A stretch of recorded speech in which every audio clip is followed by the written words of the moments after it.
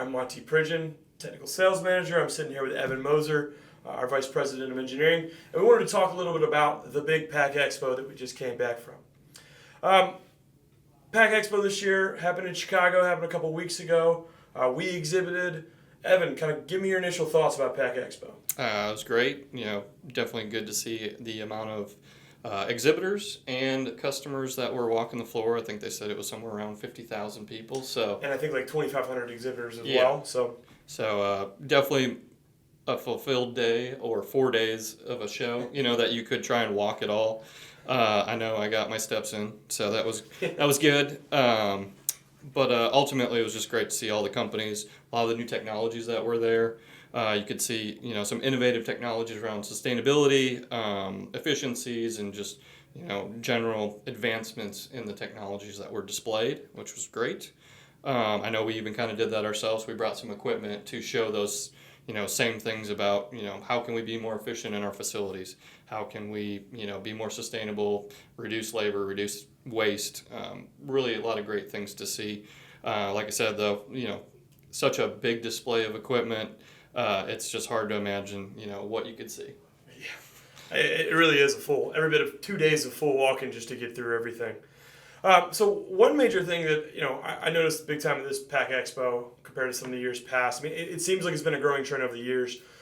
The processing zone, so we exhibited in the processing zone within Pack Expo, and the concept that Pack Expo had was to try to put all their processing related exhibitors all together for anybody doing kind of that front end liquid processing or making the product that's going to eventually go to the packaging lines.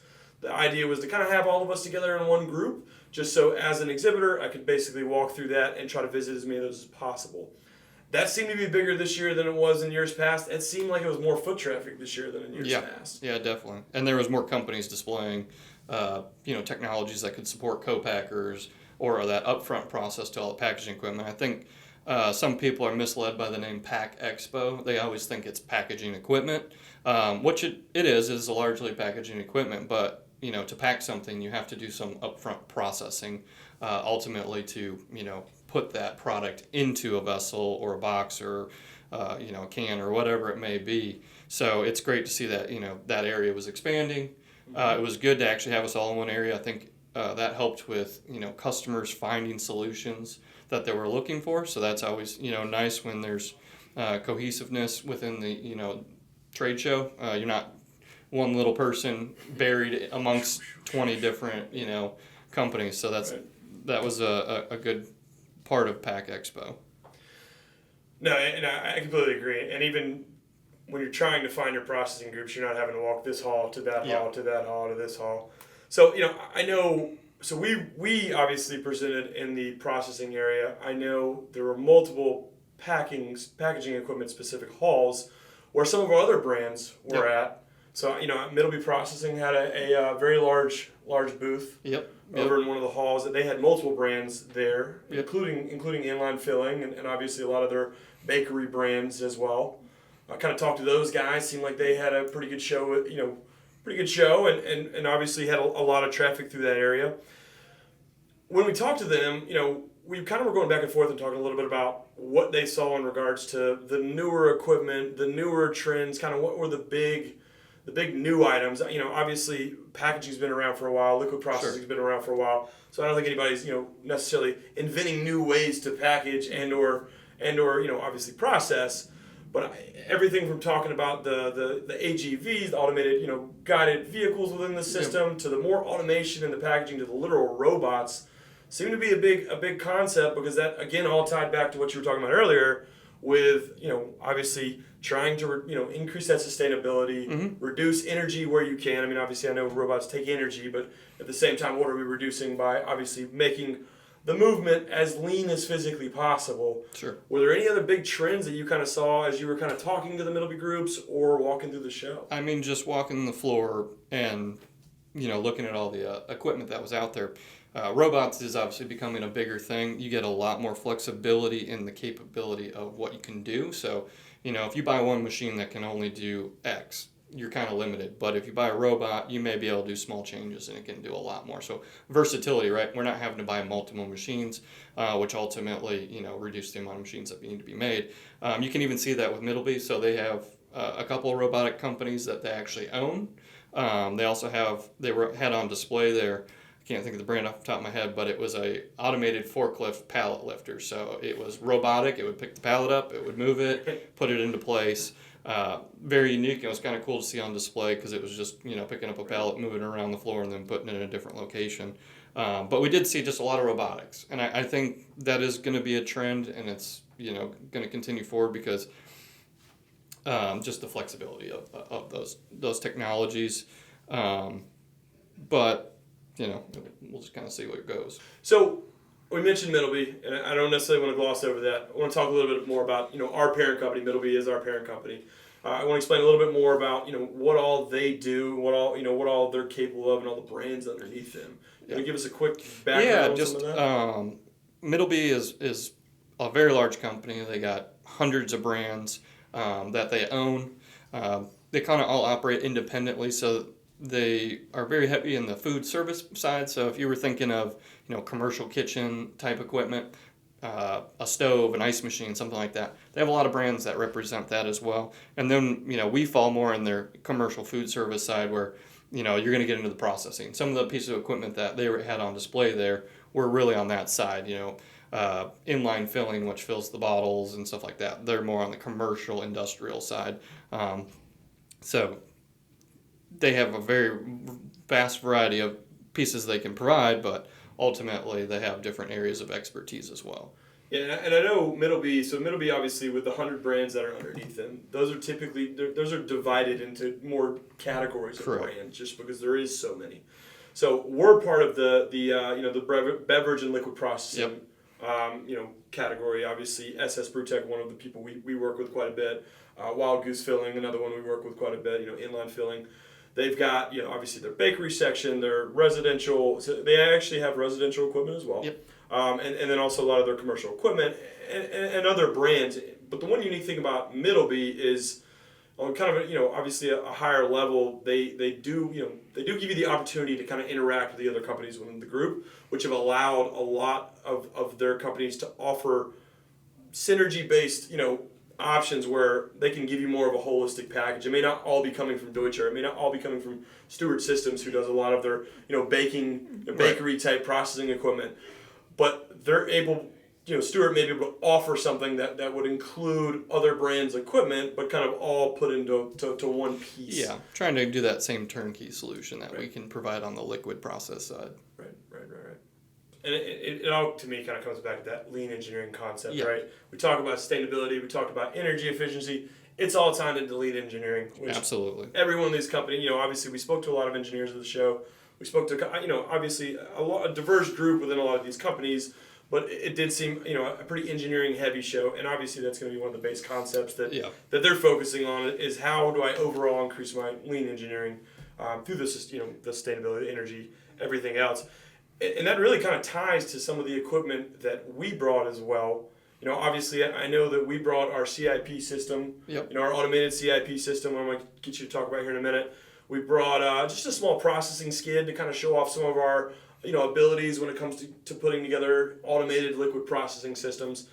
We talked to people about our Deaeration equipment as well. So, I guess kind of all this lean engineering talk, let's discuss how that affected our booth. So we were in the processing zone like we talked about. The biggest piece we had on display was our automated CIP system. Sure. We had a lot of conversations about that. It was good to see how many people, were interested in that. And it did seem that, I don't know if it's a shift as much as just there was a large crowd of people that needed automated CIP systems within their facilities because they're going to continue to grow, reduce their dependency on operator help, obviously try to reduce that chemical usage. So tell me a little bit about, your thoughts and kind of how our CIP system, Yeah, it was helps. great. I mean, obviously a lot of people are interested in CIP.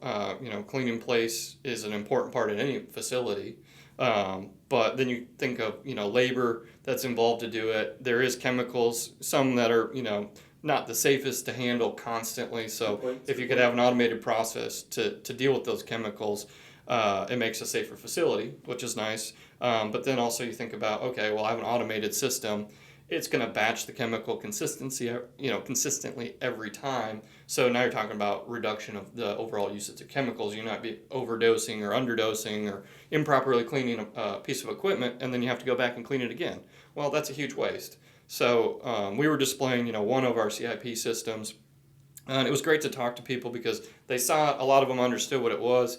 But we could also explain, the large variety of systems we can build, right? That was one of several systems that we can do. I talked to somebody about cleaning pipes in a chicken facility. They were like, oh yeah, I could absolutely use an automated system to do this. I currently have several operators constantly cleaning these. They're making a mess, spilling chemicals everywhere. How much better would that be for their facility? And the redundancy of how often they have to do it, now they could automate that process. Okay, well, that's great. So they could even have it automate when they're not running production with less staff. So the automation to me is kind of the key part of that. And I do appreciate, too, you obviously point out the flexibility. We can do a lot of systems of different sizes. We've done a lot of that for different customers.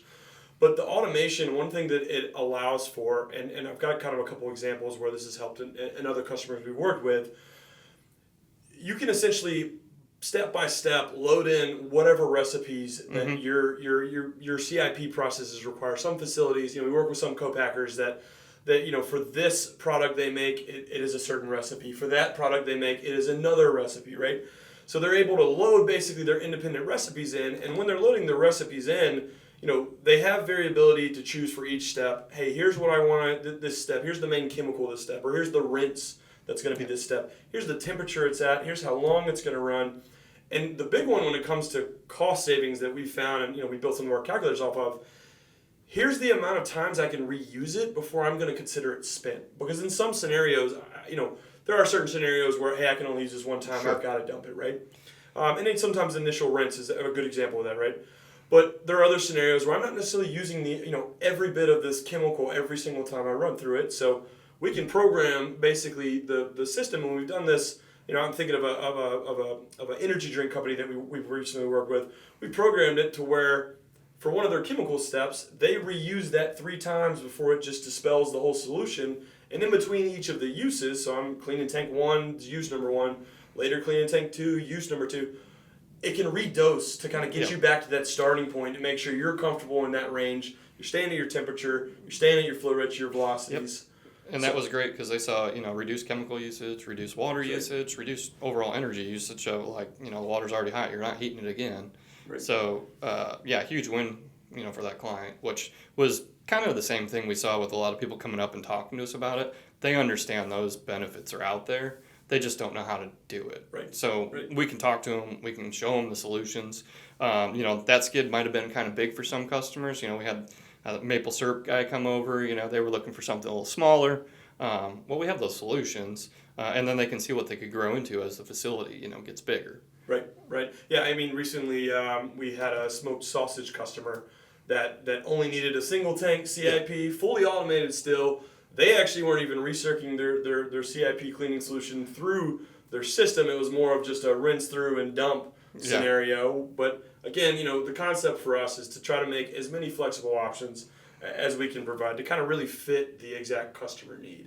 That was definitely one great product. Obviously caught a lot of people's eyes that were out looking for CIP solutions. We also brought a processing tank, really just to kind of show the capabilities we have. It had a false bottom floor in it. It had CIP balls in it, so that would connect to our CIP system basically. Side manways, top manways, gear motor, mixer. It was really there to show people that, hey, we can build a variety of pieces of equipment for your facility, which was nice because we ended up talking to some customers that are going to be blending solids and liquids and making the final product's kind of a paste and showing them the different versatilities we have in design of equipment, help them understand how we could create a solution for them. Yeah, and I know we've been doing, we a long time ago started with more steeping solutions across different industries. We obviously, our company is primarily a collection of engineers that have worked in various industrial plants and obviously have the background of kind of the capital project management side of the world. But, we've been able to pivot over the last 15 years to kind of being able to really work in various types of mixing scenarios, whether we're making thicker products, mayos, ketchup, sauces, running steeping processes, coffee, teas, brewing, distilling. We've kind of got a lot to offer there. So, in terms of liquid processing, what is a good range of really kind of size? And where do we fit in the equation for a lot of these processing companies? Yeah, I mean, the nice thing for us, we can get into the smaller type tanks, but really we're going to stop around 100 gallons. Okay. When you start talking about the engineering that's involved, we also talk about, we want to build you an efficient process.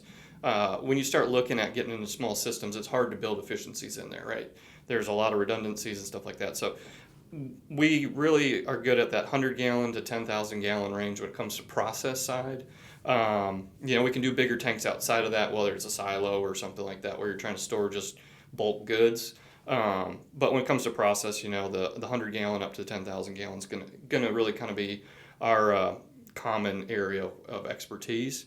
But even for mixed tanks, the nice thing, it depends on the process. You might be a 500 gallon tank or you might be a 2,000 gallon tank. But what we do, we really get into heavy on the engineering side of that to make sure that process-wise, production-wise, we're going to give you the best solution. So, we know what we're good at. We're really clear with our clientele of, hey, we can do this for you and this is going to be the best way to do it. Or, hey, this is your budget and this is what we can work with too. So, the flexibility you talk about in our engineers, we've all come from different backgrounds. So we've seen the small to large and, able to fit the need of the customer really. Yeah. And actually, one thing to kind of expand on that is we have a lot of customers that come to us, at the trade show as well as just in the general work that we do in our everyday job that have, that maybe are doing something on a smaller scale or that have a base concept of a process and they are ready to kind of move to that larger scale. Yeah. In a lot of scenarios, I know that we're not from a processing standpoint, we can assist our customers in kind of setting up the design on the front end. That is like a loose service that we basically we offer on the front end. If they understand their process, we are obviously pretty good with equipment, so we can always assist with kind of helping them build out the larger scale version of what they've done in the past. It's obviously critical that they've done this process in the past. I mean, we're not, obviously manufacturers of equipment here, or manufacturers of an end product that a customer, may need. But we can assist with helping them understand how to accomplish their goal through the use of equipment and automation of that. Yeah, and another thing to add to that is, we have a variety of equipment that's standardized, or, we have the design already complete, it's just fitting it to their solution or their process. So, when we start thinking about, you need upfront feed water, well, if you're making a beverage, you may want to remove the oxygen from it. So what's a great way to do that? Deaerated water. How do we do that? Well, we have a deaeration skid, that we build. We partnered with 3M with their Liqui-Cel technology, and it's a kind of a competitor to the tower system, but it uses way less energy because you're not using steam. Don't have to heat it and cool anything. So your upfront water can come in, we can strip the oxygen from it, and it's ready to go to start packaging your product. So, we have a lot of other types of equipment that, hey, you have that process and you need to scale it. Well, great. We have 6 or 7 different skids that are ready to go. We can put in place and fit your solution. So that's, obviously a really convenient thing for working with us. Right. And I was going to touch on deaeration in a minute, but, I guess the other side of that is we do have a full automation side of our company where we can design controls, we can integrate all of these different, standardized skids and or custom skids for customers. We can integrate other people's equipment into our larger systems. So I know in some scenarios, we've done integration projects that are outside the realm of just Deutsche's equipment. Right. And I think that was one thing that was interesting talking to customers at Pack Expo. They came up to us and be like, okay, great, you sell tanks. What else do you do? We could easily go into the whole front end to back end turnkey solution that we can provide, and it was like, okay, this is great. I finally found somebody that can help me take my process, put the equipment that I need for it, and put a control solutions that basically surrounds all of it. Like, okay, that's awesome.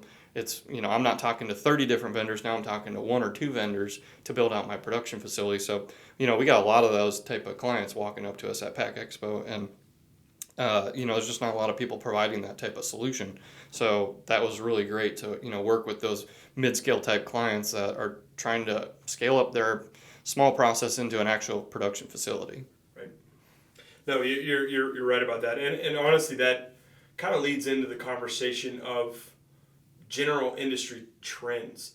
It seems to me the more customers we talk to, customers we're already working with, customers that we met at the show, one prevailing thought was, hey, I'd like to use one vendor for as much as I possibly can. Yep.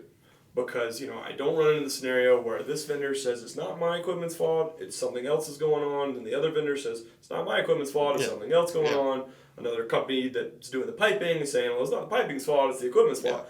So, through the conversations we had at the trade show, kind of touching to what you were talking about, and to me it really even ties into the automation a little bit, because again, we see a lot of people that are looking for general help kind of across the board, and from the equipment to the automation to the piping services. And that's an interesting place because we actually can check a lot of those boxes. Yep. At the end of the day, I understand we're not a architectural group, we're not an MEP group, we're not always capable of stamping drawings. We obviously have a lot of vendor partnerships that do that, but in some senses, you can look at us as integrators. It seemed like, and we kind of talked to a lot of people, and some people even called us back, hey, are you guys an integration group?